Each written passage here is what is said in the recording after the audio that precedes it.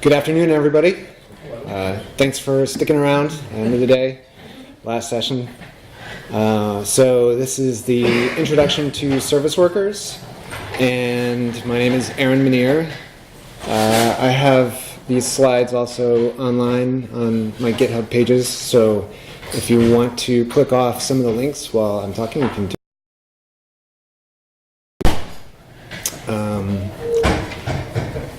It's not service workers enabled yet, I'll confess, but it should be, and I will have it as such soon. Yeah, check it out and feel free to follow along. So let me tell you a little about myself. I work at a company called Isovera in the Boston area, and we do a lot of Drupal development. I've been there for a while now. I've been there since responsive web design was a new shiny thing, and had played with a hobby site with a responsive theme, and I was like, I think maybe we should try this. It seems like it might be important. It might be really useful. I mean, we could actually sell this to clients. It could be a good thing. And at a year or two, maybe 2014 or so, it suddenly became just the way that we build websites, right? And now you just take it for granted. You don't really think about it much. And so I've been hearing about service workers and progressive web apps for a while now, and thinking I should probably check this out and try it out a little and see, because it kind of reminds me of that feeling I had about responsive web design. I'm not going to say that it's as revolutionary as responsive web design. It does have this feature that kind of gets your users to change their expectations about what a website can be and do. So that to me is really interesting, and let's just dive right into what this means. So fair question, what exactly is a service worker? And it probably evokes some imagery in your minds, like these guys doing something really technical and dangerous, kind of in the back somewhere, and it seems to take a lot of resources, and you don't really want to get in the way of that. And you'd be right. That's a pretty good idea of what a web worker does. And a service worker is an instance of a web worker, and there are other kinds of web workers as well. But generally, web workers are a JavaScript, a way to work with JavaScript aside from the main DOM and JavaScript thread of a site. So having a parallel kind of backroom thread of scripting that can do heavy lifting. And this is straight out of the specification. So it provides an API for running scripts in the background independently of user interface scripts. And those workers are expected to be long-lived and have a high startup performance cost and a high per instance memory cost. I saw an interesting demo. You could probably calculating pi in the DOM script versus calculating it in a I think it was just a web worker. And in the DOM, you immediately got the JavaScript has timed out, or whatever, and the browser crashes. If you've seen that, I haven't seen those in a while, but running that kind of operation in your browser will do that. But when you run it in a web worker, you don't get that problem. So shared workers, you might have heard about. It's a way to actually have multiple workers that communicate with each other. Another kind of web worker is audio workers. I don't know too much about these, but you can actually have audio processing signals in the background and have like nice audio web apps using audio workers. And service workers, which is what we're going to talk about today. So what's the web like, and what happens on the web? If you all have websites that you're hosting and you have people coming to your site, it's important to remember that when it takes a while for your page to load, people are going to bounce. And this is fairly recent data from Google. At 1 to 3 seconds time waiting, your probability of bouncing goes up 32%, and then it starts to go up rapidly from there to 90%, and then at 10 seconds, 120%. So this is a big problem. People are getting antsy and leaving. They don't want to wait. So what problems do service workers solve? They can actually help with sites without even having a network connection, offline experience. They can help in cases where you have a weak connection, 3G, your Wi-Fi is, well, I'll give examples later. We tend to assume when we build websites as developers that your users have the same strong bandwidth connection that you have, maybe even an Ethernet connection. But this is especially relevant for people on mobile devices. And by mobile devices, I mean phones, which is really what we mean when we say mobile. So that said, I think it's important to talk about what problems service workers don't solve, because it's not a panacea. You could get yourself into some trouble with service workers if you're not careful. And more importantly, you still need to deliver a good website experience, a performant site from the servers for that first site visit. Because you can't have an offline experience unless somebody actually goes to your site the first time, right? So it doesn't address that at all. And they do add additional complexity to your site. It may not be too significant depending on what you're trying to do, but they certainly don't make site maintenance any easier by adding them. It's another chunk of work and another skill set that's added to your site. So it's something to think about, whether this is something that's appropriate for a site or not. So typically when a site, any kind of person, browser would pull up a website, you're going to get a network request, and it's going to go out and it's going to bring back a web page to the browser. This is obviously very simplified, but something to that effect. And you can have failure and frustration when you're on a train and you're in between cell towers. Your Wi-Fi could be flaky at home or at a conference.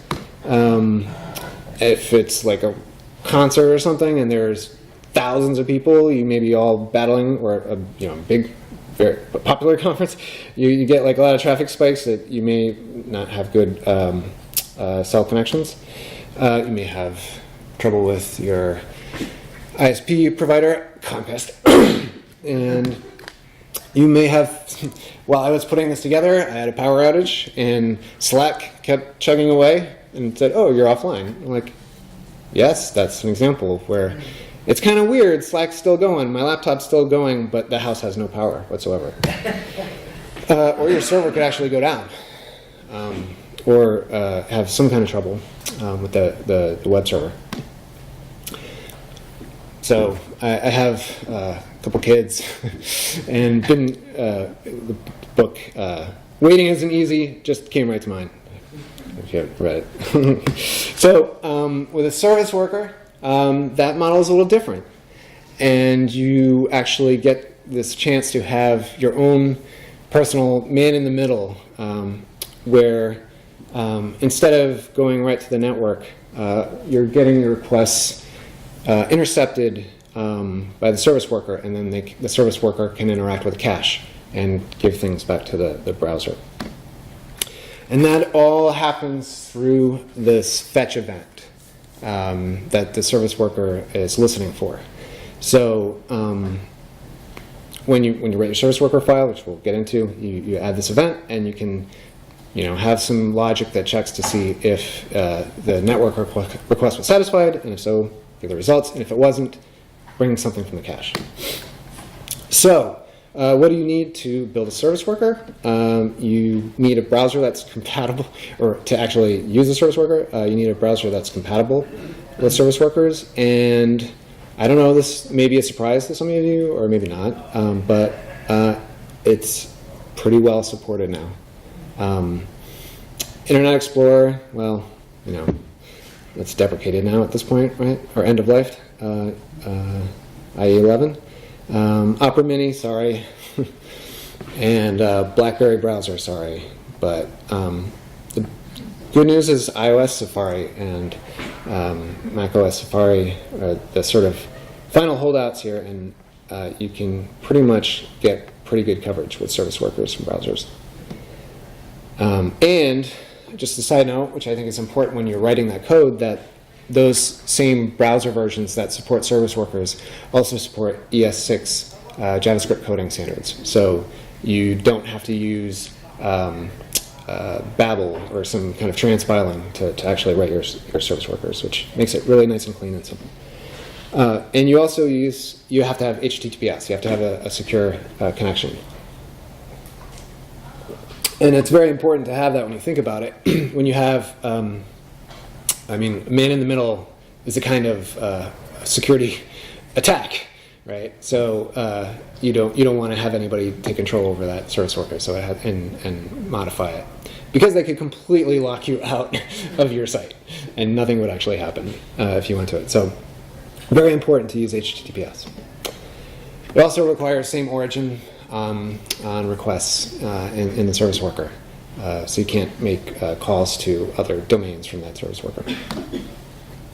So when using a service worker, it's really important to understand the different, the whole life cycle of how you interact with it and what the events are. So when you first go to the site, you're going to download the service worker onto the device. It's going to install.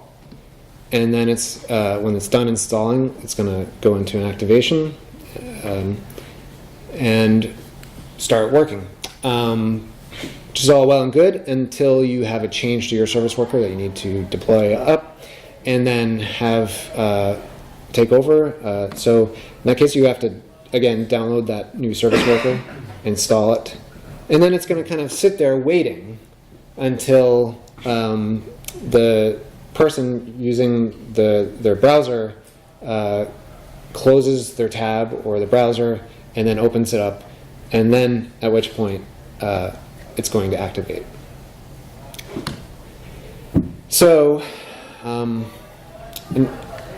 I'll come back to like working with this lifecycle and why that's important for activation. So another thing to understand, sort of a prerequisite for working with service workers, is it's all based on the Promises API. How many here are familiar with Promises?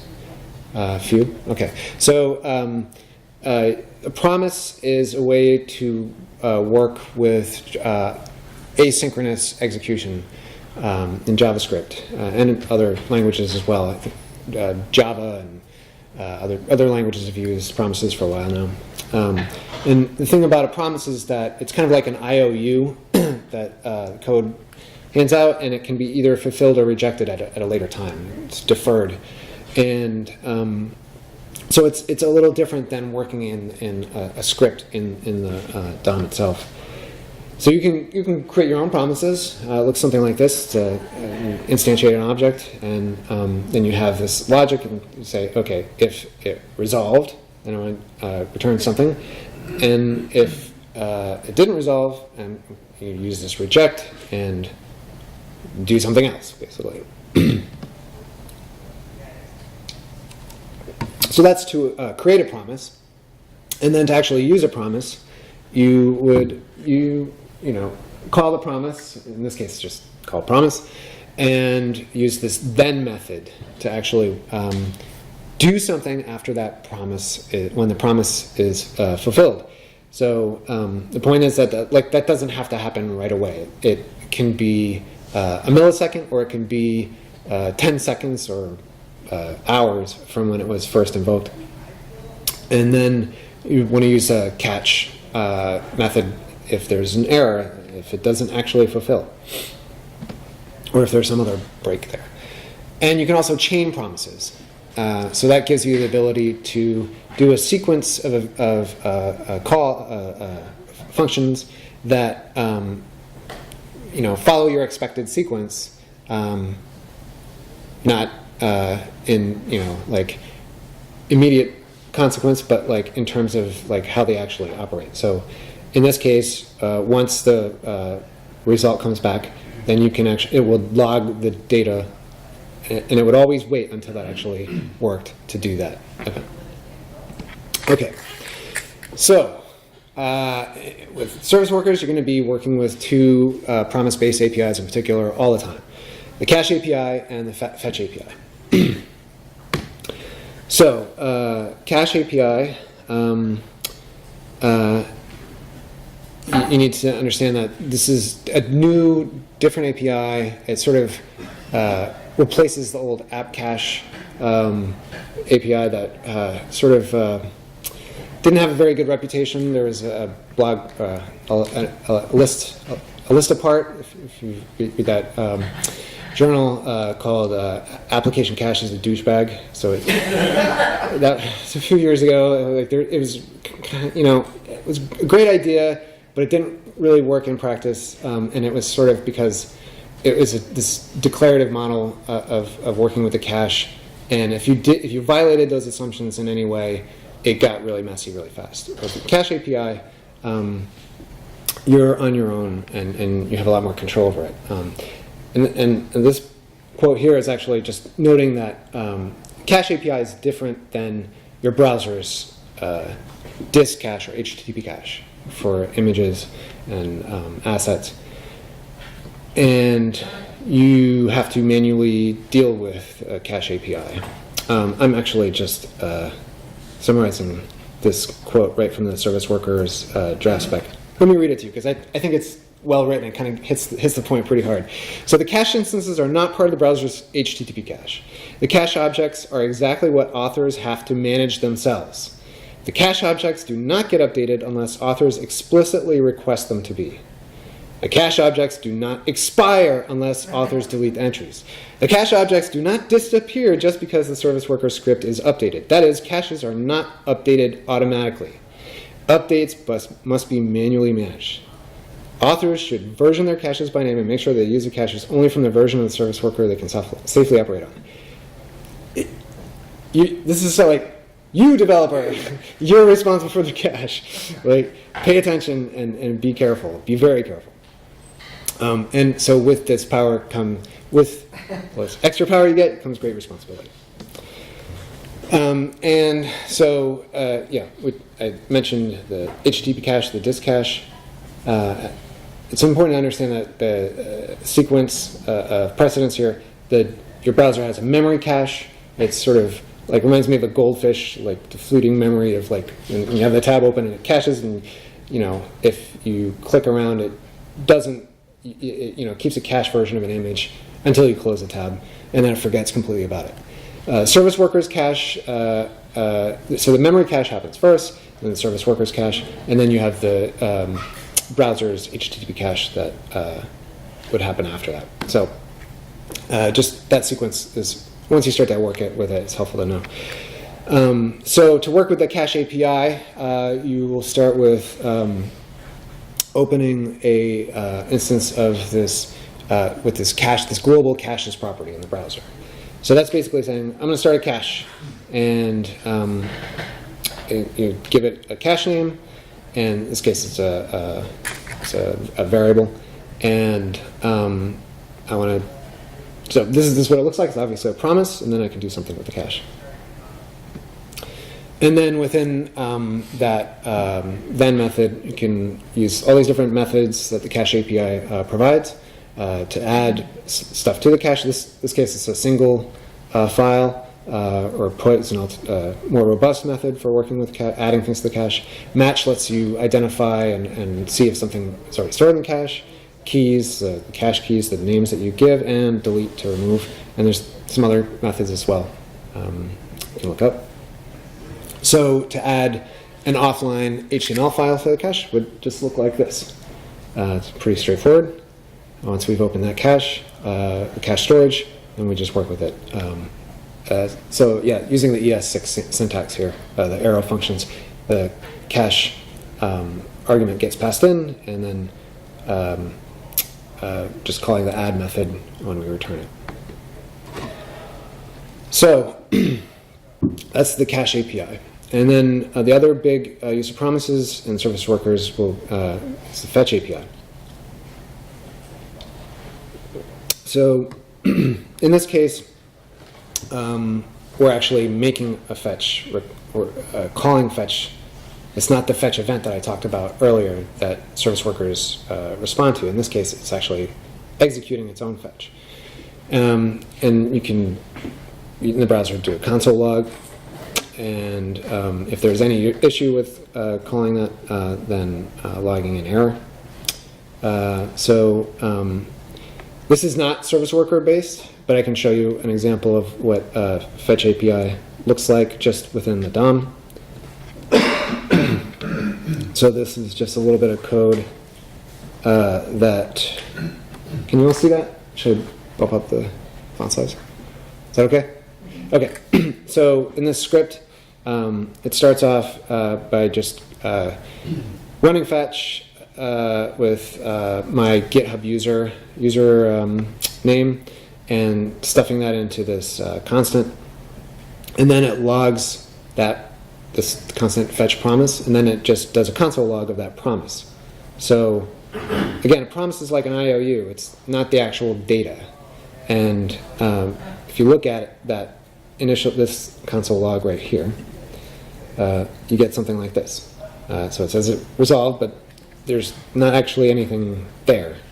And then if we follow down, you can see we call the then method and pass in that the response that comes back from the fetch here.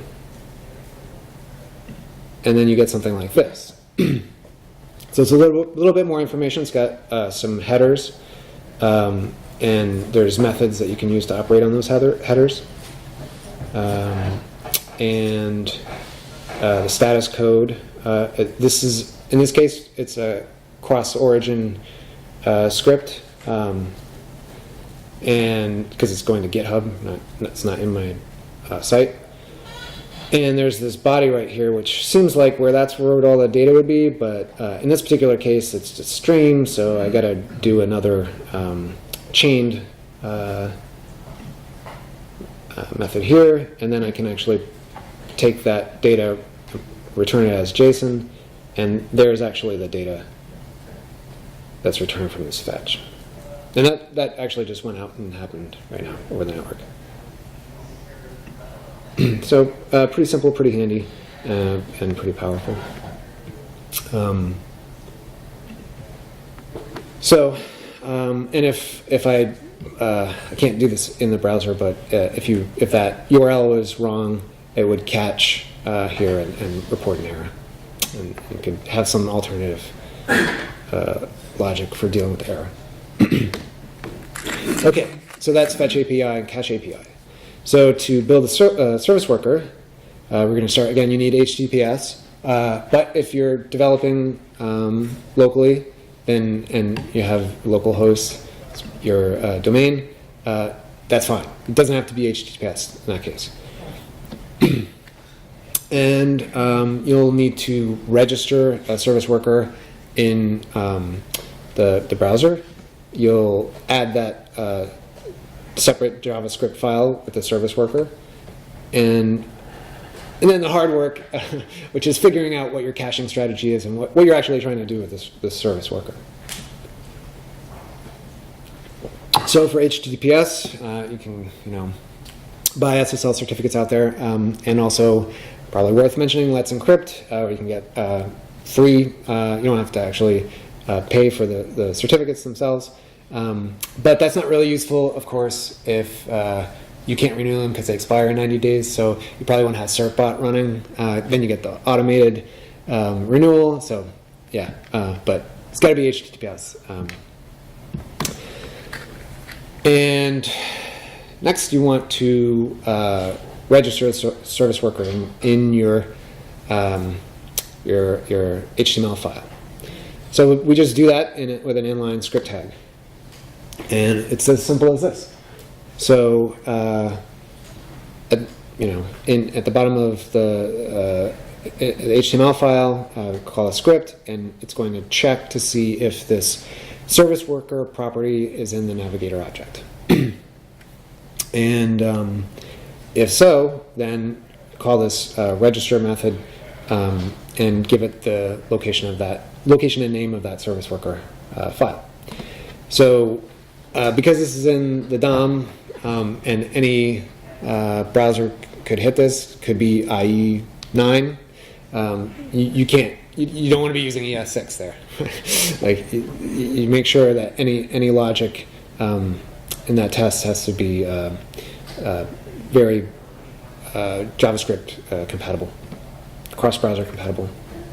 And because of that, this is using the principle of progressive enhancement, right? If the browser doesn't support service workers, then it doesn't ever even see anything about it, and it's not there. So to me, this is like one of the biggest reasons that this is being rolled out in a really interesting way. It's building on the web and adding support for new features, and at the same time still providing capabilities of letting older devices still work with it. So it's also good to remind yourselves that progressive progressive web apps is supposed to mean progressive enhancement. So another part of the registration that might be worth mentioning here is that you can, if you don't specify it, it will assume that it's for the whole domain. But if you do pass in a scope argument, you can say, this only applies to this subdirectory, the service worker. Or you can have multiple service workers running for multiple directories on the site. All right, and I mentioned this earlier when working with the cache that you'll want to version your cache names. So that looks something like this.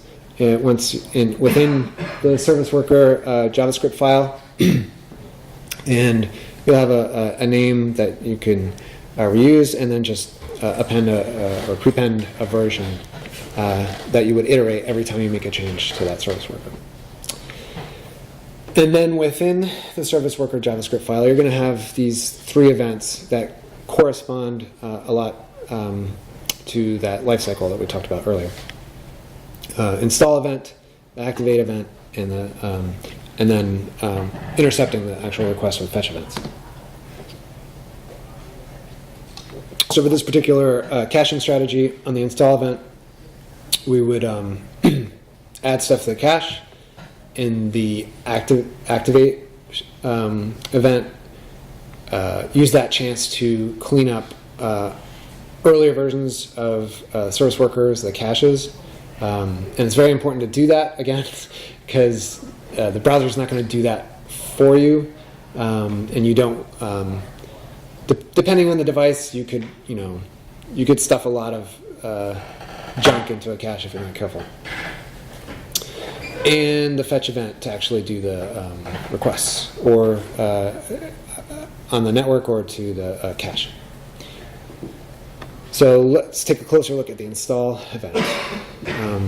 So we have our cache name that we added earlier, and as it processes the installation, we're going to use this wait until method, another asynchronous method here, to say, don't finish this event until all this stuff that happens inside is complete. And so we use that open method on the caches, cache storage. We have our cache name here, right?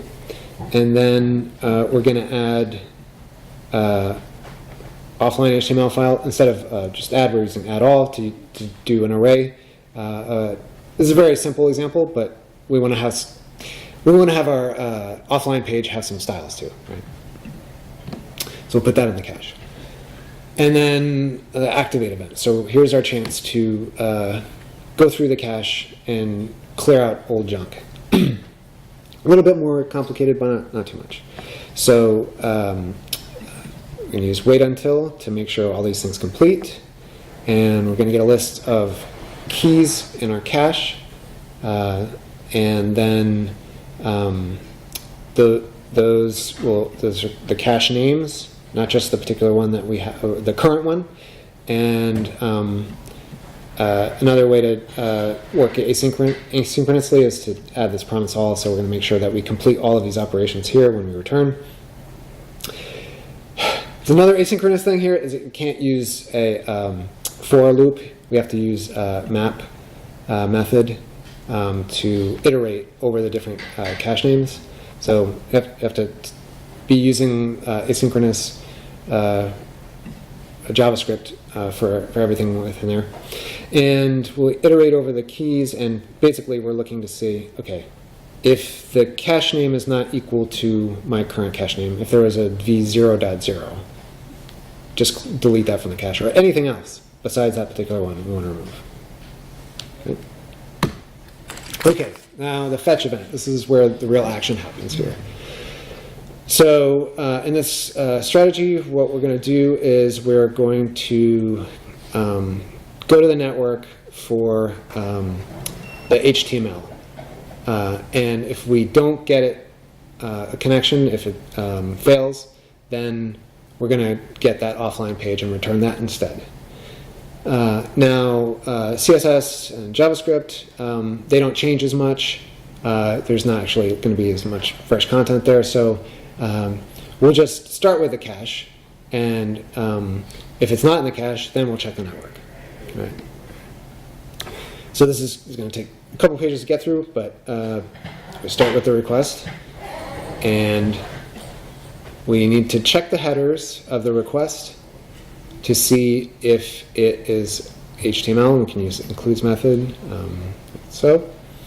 And if it is HTML, then we're going to respond. We're going to do the fetch and then return that response.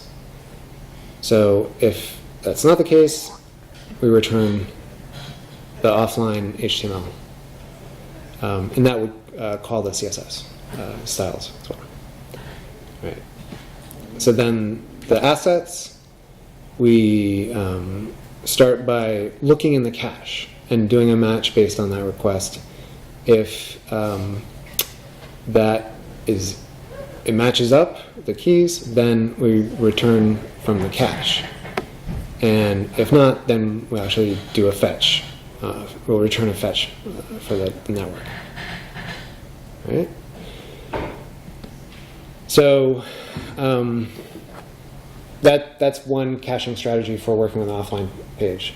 There's a lot of different ways you can work with service workers. Another caching strategy that you might want to use is to run a timer and say, if this takes more than 3 seconds, then go to the cache instead. And if not, if I get a quick response, then return what the network provides. So Mozilla actually put together a really nice set of caching strategies. This is a site. I have it in resources later, but I can actually pull up the demo here. So this is an example of a service worker that is checking how long it takes to load from the server. With the first one is always going to come from the server and not from the cache, and the second one will come from the cache. And if I just refresh, you can see it comes back with a different image. They're changing periodically. It takes a little more. But, anyway, if I go into my DevTools and take a look at that service worker,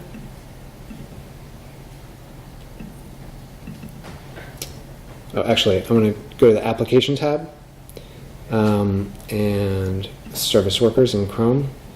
You can see the service worker here, and I can set that to offline. Or if you're familiar with Chrome DevTools, you can do that on the Network tab here. Use offline. Let me put that back down here. Oh, wait, sorry, this is not offline. This is going to check the network speed. So let me make that 3G and do the request again. A little slower. and actually, I saw that image on the right yesterday, and it stored it in the cache. So that is an older. This particular file doesn't actually update the cached version, but you can see in the response down here that it pulled the second one from the service worker, and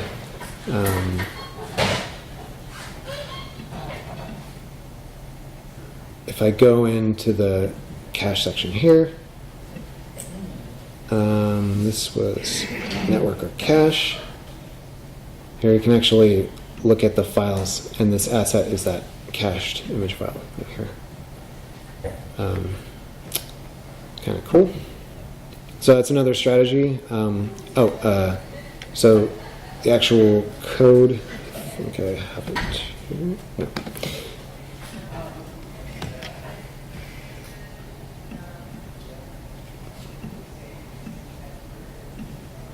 Yeah. So here we can see that it's looking to the network and it's setting this timeout, and it's going to pass in, I think, 400 milliseconds. And if this is under 400 milliseconds, then the set timeout calls a reject on the promise, and that rejection causes it to return from the cache instead of from the network. So that's you could use that recipe to build out maybe a more robust approach to that strategy. Another thing you can do with service workers is kind of sniff those headers and return different kinds of assets depending on what's supported. And this is a little bit older and sort of half-worked in the browser, but I think it demonstrates the power here of, in the case of WebP, it's a very performant image spec Google released. But the browser support for WebP is pretty much Chrome. I'm not sure how many other browsers support it, but so if you want to have a faster experience with Chrome, you could add something like this and sniff for the JPEGs and return WebP in the case where they're supported. So, sort of a proof of concept more than anything. But there are other good examples in this embedded fallback of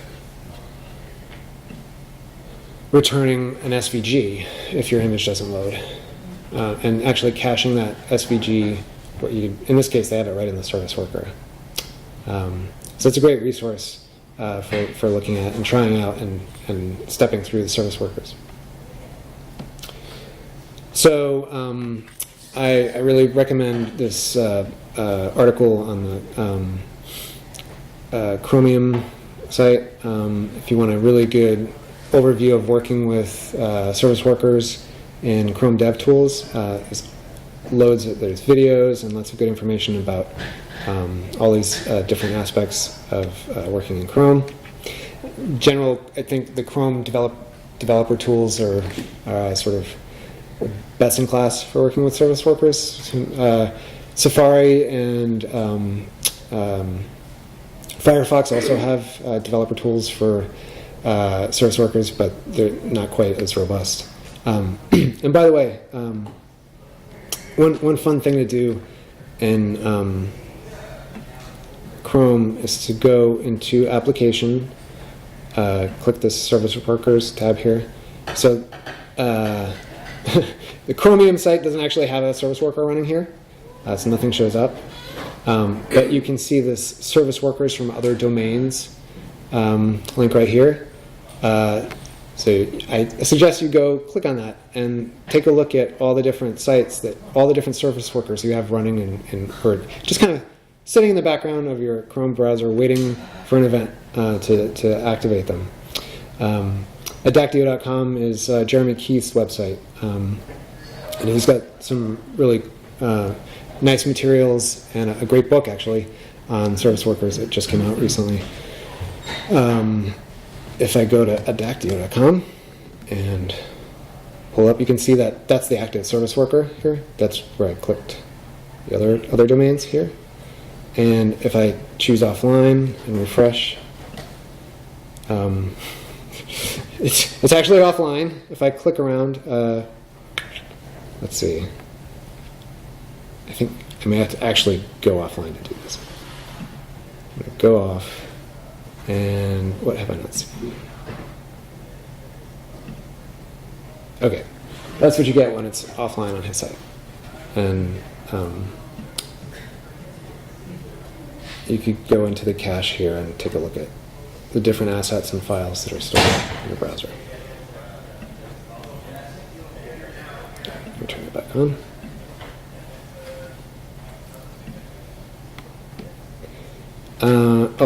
Okay, another nice thing about working with Chrome in your console here. Oops. I lost my pace. Within the console, if you want to, you can call it JavaScript functions directly, and that defaults to the global context, the window, but you can set, I have to do it on a site that actually has a service worker running. I can set the context and we'll interact directly with the service worker in the console here. So if I did this cache list, I get a list of caches here.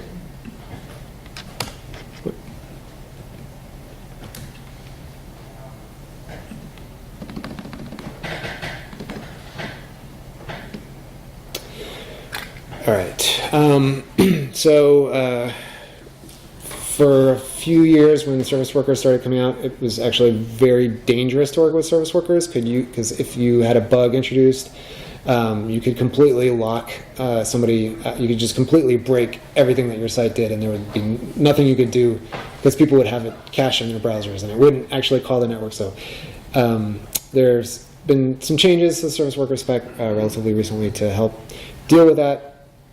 And so now service workers aren't going to be cached for more than 24 hours, and the file itself. And if you're releasing a new service worker and you want that to take precedence, to take over the tab, remember there's that waiting period for a service worker.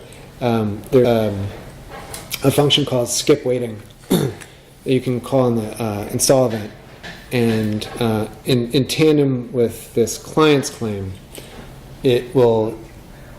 You don't have to wait for the site visitor to close the tab and reopen it or do a hard refresh. This will actually cause that new service worker, as it's rolled out, to take over. And Chrome Dev Tools also provides in the service workers section an option to in local development, using those checkboxes, you can kind of force those, and you don't have to worry about having to constantly refresh and get that new instance of service worker to take over. All right. Okay, so I think we're getting close to the end of the time. So this is a blog post on progressive web apps that came out in 2015. Identified all these aspects of progressive web apps and what they were. Responsive, connectivity independent, app-like interactions, and on. And it's a great blog post and kind of into forward thinking.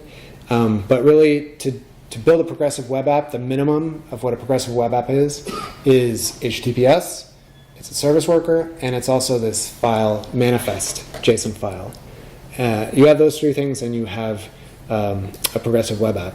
The manifest file is basically a configuration of how a web app appears on an Android device, whether you want to show the browser toolbar, like address bar color, kind of very minor theming things, and how it can install.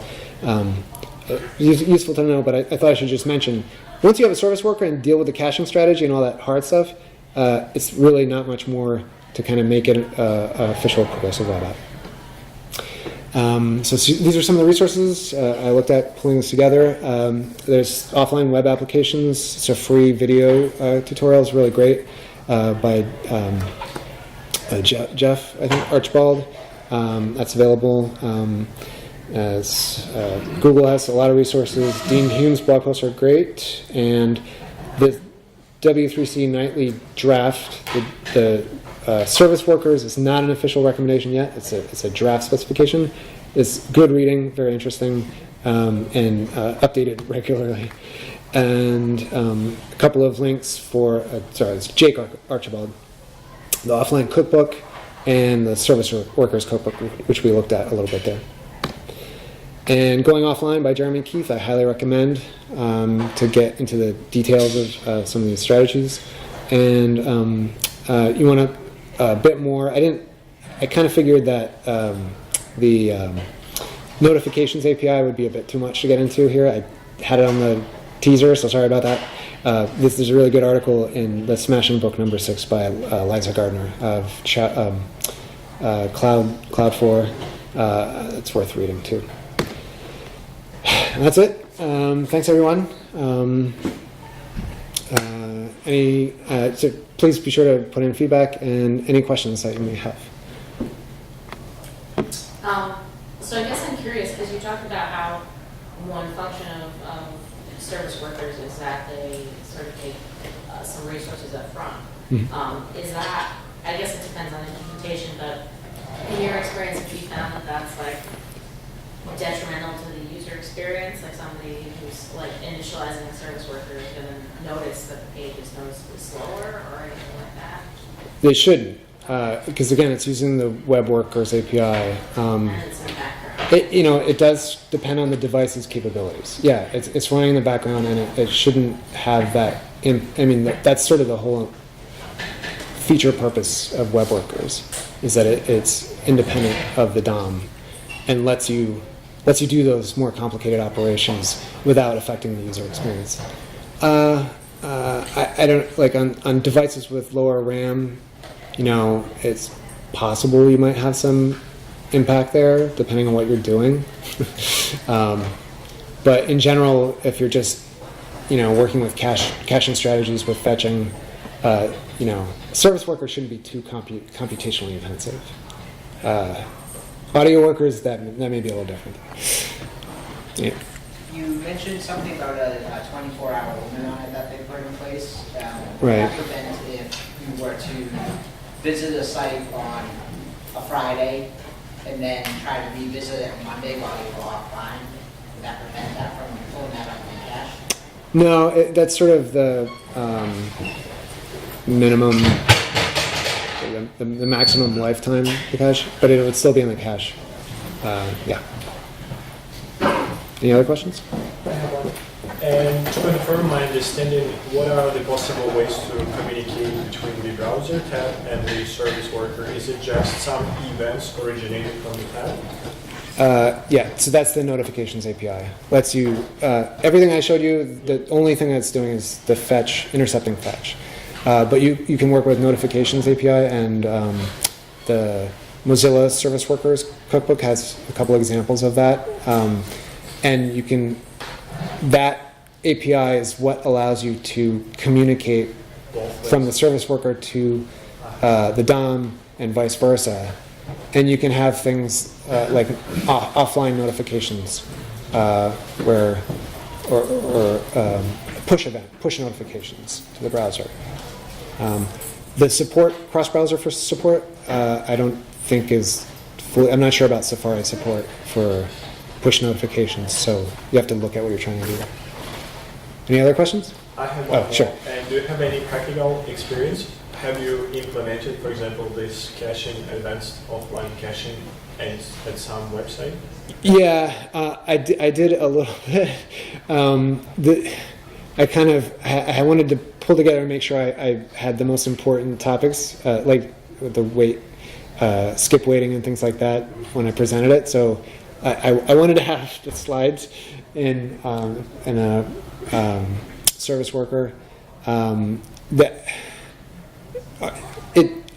for like my company and the work we're doing. we haven't really had demand for that. You know, maybe we'll throw it into some projects and just do like a minimal offline page. That part of it is pretty straightforward, and you could actually, I think, have an offline page in a couple hours of work. You know, getting your background material right, making sure that there's no bugs in the code, right? But just doing a simple offline page is pretty simple. Definitely a day's worth tops to get that in place. I kind of feel like that's not too useful though. You know, it's kind of it's not really a gimmick, but it doesn't have as much functionality. Like, it doesn't justify itself in and of it in its own. But once you have a more robust, like if you are caching pages as you're visiting them, like Jeremy Keith's site does. Another strategy you can do is have us read later for an article, and sort of have manual cache. Have when somebody clicks it, we'll add a page to the cache manually, and that's not too much work either. That could be something that's useful. It's like a whole, universe of new functionality that you can use. So, again, to me, this is a cool hobby project. I played around with it, got it working. To actually make it look nice and work well, it's a little bit more work, but it's not too much. Any other questions? All right. Thank you.